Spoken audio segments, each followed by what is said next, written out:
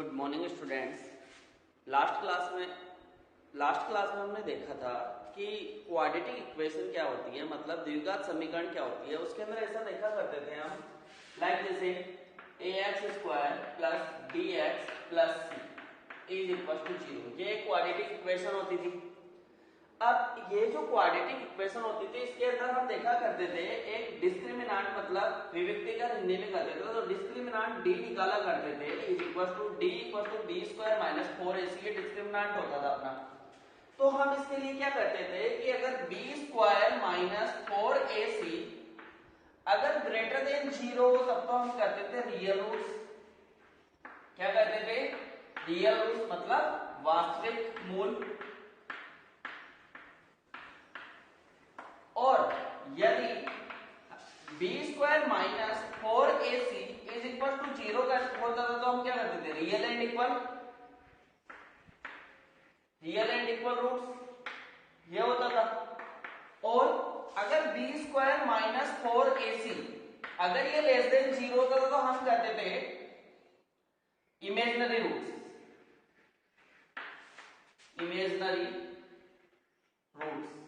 इसका मतलब क्या होता था कि काल्पनिक, तो ये कब होता था? काल्पनिक रूट क्या होता है, इसके लिए ही काल्पनिक मूल क्या होते हैं, इमेजिनरी रूट्स क्या होते हैं, इसके लिए कॉम्प्लेक्स नंबर है।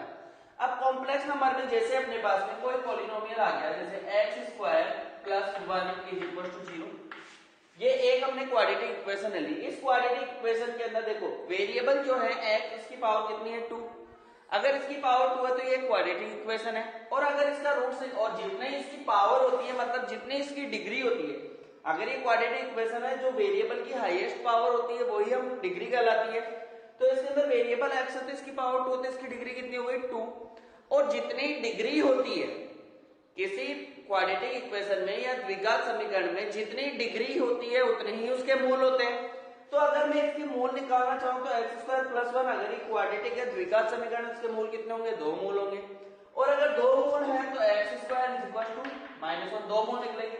तो ये हो जाएगा x इज इक्वल टू, अब ये x² इज इक्वल टू -1। अब हम जानते हैं कभी भी स्क्वायर, किसी भी नंबर का स्क्वायर -1 हो नहीं सकता, ठीक है। तो फिर अब हम रूट्स कैसे निकालें? नहीं हो सकता ना, क्योंकि आप देखो अगर कोई भी नंबर जैसे -1 लिया आपने तो -1 का स्क्वायर क्या होता है? 1। 0 का स्क्वायर ओनली 0 होता है।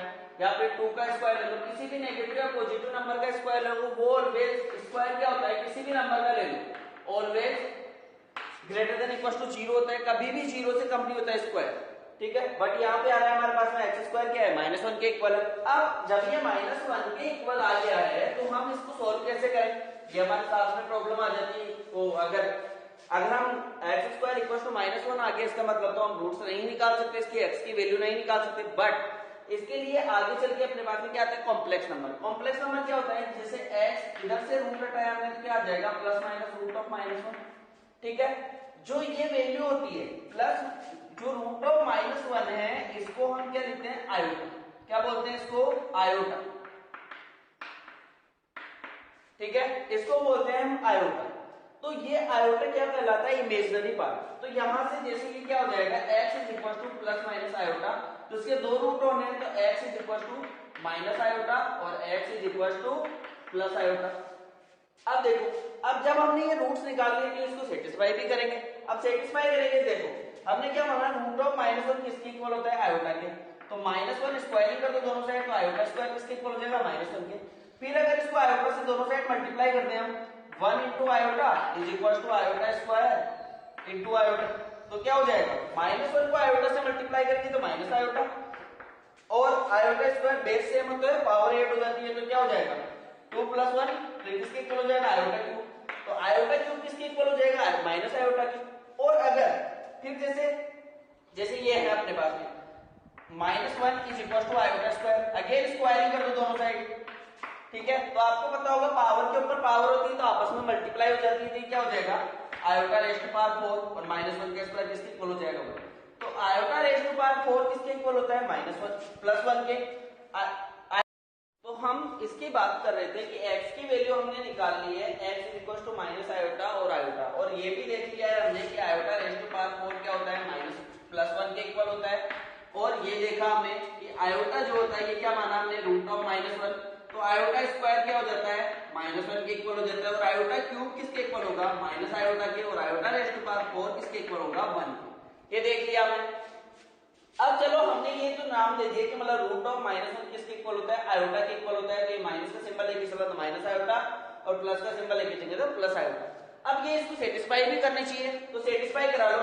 तो जैसे आयोटा मैंने इसके अंदर रखा, तो आयोटा स्क्वायर प्लस 1, ठीक है, तो आयोटा स्क्वायर की वैल्यू क्या होती है, यहाँ से हमने देखा आयोटा स्क्वायर किसके इक्वल होता है, -1, -1 प्लस 1 किसके इक्वल हो गया, 0 के, ठीक है। तो यहाँ से ये 0 तो सेटिस्फाई कर रहा है इसको, ठीक है।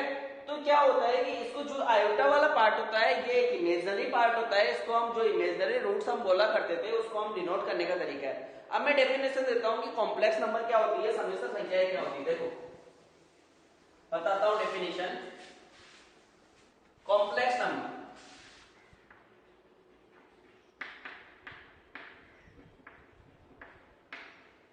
हिंदी में समिश्र संख्या है।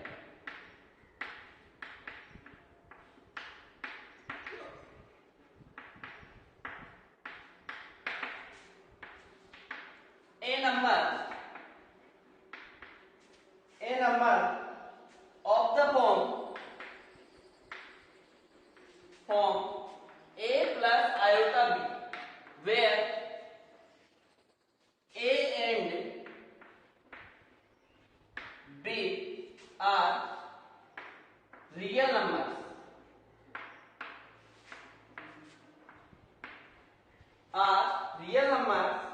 is defined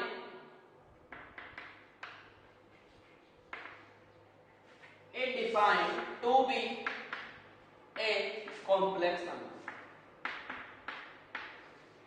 हिंदी में एक a प्लस आयोटा b रूप की संख्या, समिश्र संख्या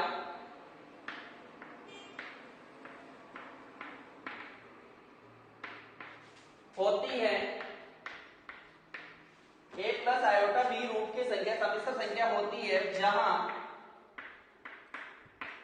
a तथा b वास्तविक संख्याएं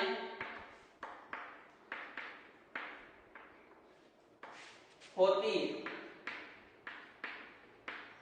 देखो क्या बोल रहा है, ए नंबर ऑफ द फॉर्म, किस फॉर्म में, a प्लस आयोटा b के फॉर्म में। और जनरली कॉम्प्लेक्स नंबर को हम z से लिखते हैं, तो z is equal to a plus iota b। इस रूप की जो संख्याएं होती है उसको हम क्या कहते हैं, कॉम्प्लेक्स नंबर, समिश्र संख्याएं। जो ये वाला पार्ट होता है इसको बिना आयोटा वाला, या आयोटा के साथ में ये बिना आयोटा वाला पार्ट होता है, तो इसको कहते हैं रियल पार्ट ऑफ z। मतलब z जो है मतलब कॉम्प्लेक्स नंबर का वास्तविक भाग, और जो ये b है इसको क्या बोलते हैं, इमेजिनरी पार्ट ऑफ z, मतलब समिश्र संख्या का काल्पनिक भाग, ठीक है। तो ये होता है कॉम्प्लेक्स नंबर का जनरल इंट्रोडक्शन। देखो कैसे हम पता लगाते हैं और कैसे। अब जैसे अपने पास में क्या लिख देता हूं मैं, जनरली कॉम्प्लेक्स नंबर मतलब समिश्र संख्या डिनोटेड बाय जे। कैसे डिनोट किया जाता है, जेड से। अब देखो, अब मैं एग्जांपल्स लेता हूं, डेफिनेशन आपको समझ में आ गई होगी। देखो एग्जांपल्स लेते हैं। जैसे कोई मैंने एग्जांपल लिया, जैसे z इज इक्वल टू ले लिया 2 प्लस आयोटा 3, ये कोई एक नंबर ले लिया हमने, ठीक है। अब इसका अगर आपको कह दिया जाए कि रियल पार्ट ऑफ z बताओ और इमेजिनरी पार्ट ऑफ z बताओ, ठीक है, मतलब वास्तविक संख्या का मतलब जो कॉम्प्लेक्स नंबर है, समिश्र संख्या है, उसका वास्तविक भाग बताओ और काल्पनिक भाग बताओ। तो वास्तविक भाग है वो तो हो जाएगा 2 और इमेजिनरी पार्ट क्या हो जाएगा 3, ठीक है। ऐसे जैसे एक एग्जांपल है अपने इसके अंदर, इससे पहले हम थोड़ा सा बात करेंगे। अब इसके बाद में बात आती है कि दो कॉम्प्लेक्स नंबर कब इक्वल होते हैं। Two complex number is equal when, तो अब हम इसमें बात करने वाले थे एलजेब्रा की। देखो एलजेब्रा क्या होता है,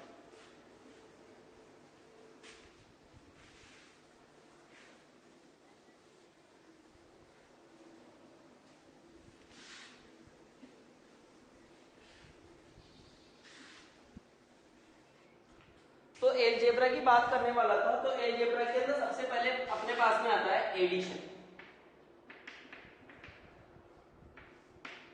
क्या बात कर रहा हूं मैं? Algebra of two complex number, of complex number. Complex number का जो एलजेब्रा होता है उसकी बात कर रहे हैं, मतलब एडिशन। मान लो जैसे Z1 मैंने ले लिया है x1 प्लस आयोटा y1, कोई भी एक कॉम्प्लेक्स नंबर ले लिया। ऐसे ही Z2 एक और नंबर ले लिया x2 प्लस आयोटा y, ये दो कॉम्प्लेक्स नंबर मैंने ले लिए। अब मुझे इनका एडिशन करना है, मतलब Z1 प्लस Z2 मुझे निकालना है। तो कैसे निकालेंगे? x1 plus iota y1 plus x2 plus iota y2, दोनों को ऐड करना है। तो वही सेम चीज, रियल पार्ट में ऐड होगा तो क्या आ जाएगा? x1 plus x2 plus iota y1 plus y2। Imaginary part में ऐड होगा और रियल पार्ट में ऐड होगा। जैसे एग्जांपल ले लो, जैसे ले लिया मैंने 2 प्लस 3 आयोटा एंड एक कॉम्प्लेक्स नंबर ले लिया और दूसरा कॉम्प्लेक्स नंबर ले लिया, जैसे कोई भी ले लो, जैसे -1 प्लस 2 आयोटा, ये ले लिया मैंने। अब दोनों को मुझे ऐड करना है, तो 2 plus 3 iota plus -1 plus 2 iota, इन दोनों को ऐड करना है मुझे। तो ये क्या हो जाएगा? 2 minus 1 plus iota 3 plus 2। Real part में ऐड हुआ, प्लस माइनस माइनस होता है, वो तो इस वजह से आया, और आयोटा कॉमन आ गया 3 प्लस 2। तो ये क्या हो जाएगा? 1 प्लस ये कितना हो जाएगा? आयोटा 5। ये इसका रिजल्ट हो। तो ये था एडिशन।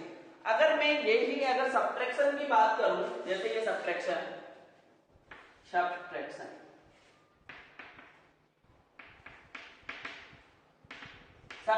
की बात करें, मतलब शेषफल जो निकालते हैं, बाकी जो निकालते हैं उसकी बात करूं, तो देखो यहां पे क्या आ जाएगा? सब्ट्रैक्शन आ जाएगा, तो ये माइनस, ठीक है। तो यहां से क्या होगा? जैसे ये दो नंबर ले लिए मैंने और इनका सब्ट्रैक्शन मुझे करना है, तो ये सब्ट्रैक्शन, तो क्या हो जाएगा?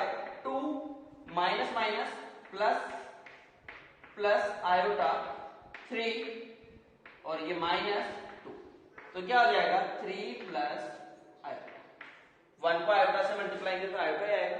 तो ये था इसका सब्ट्रैक्शन। अब अगर मल्टीप्लिकेशन की बात करूं मैं, तो देखो मल्टीप्लिकेशन मतलब गुणनफल।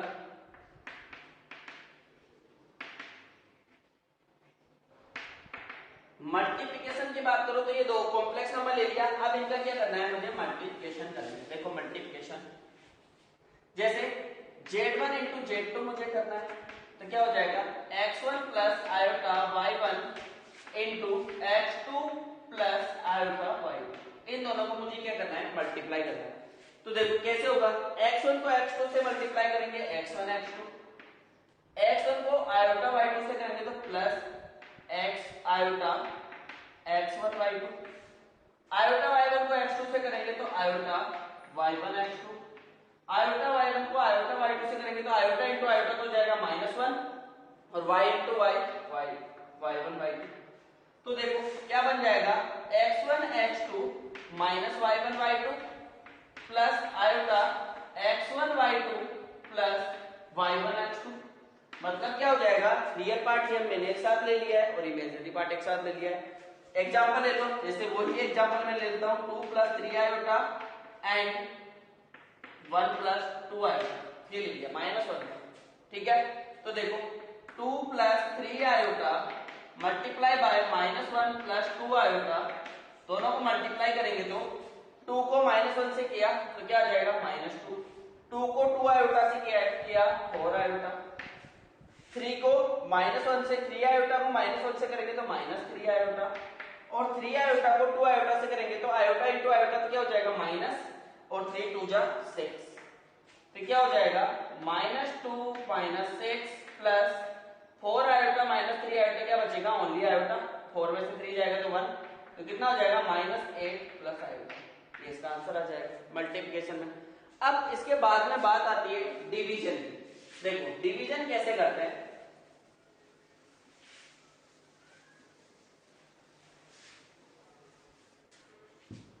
डिवीजन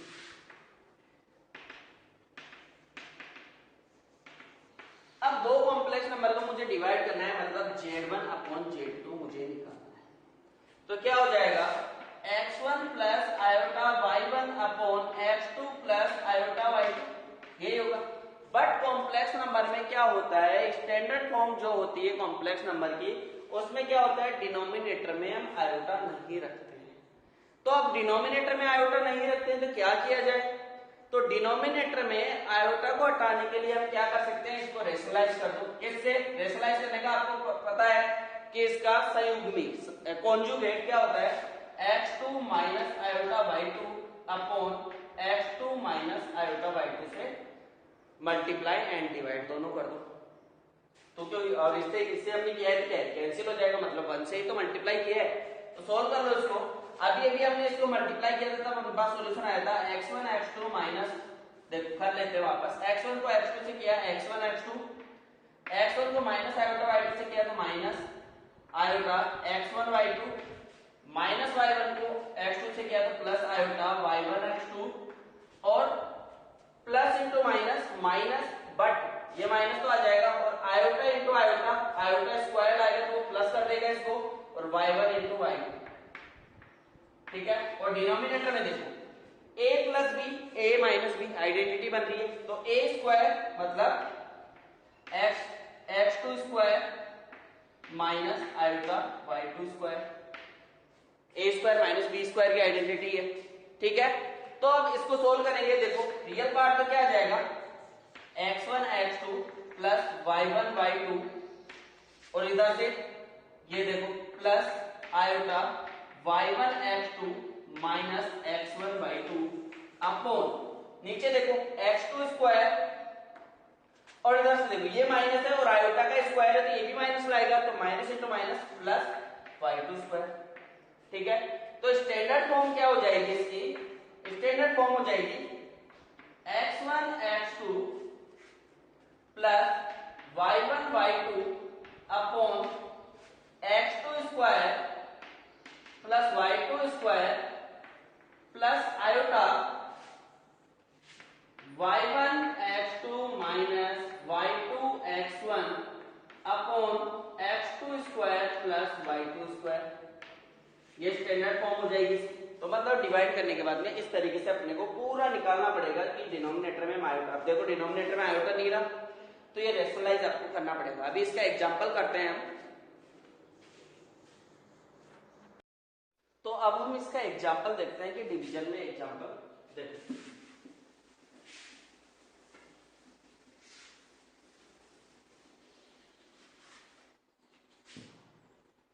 देखो जैसे कोई एग्जांपल मैंने ले लिया, जैसे Z1 मैंने कोई नंबर लिया, Z1 इज इक्वल टू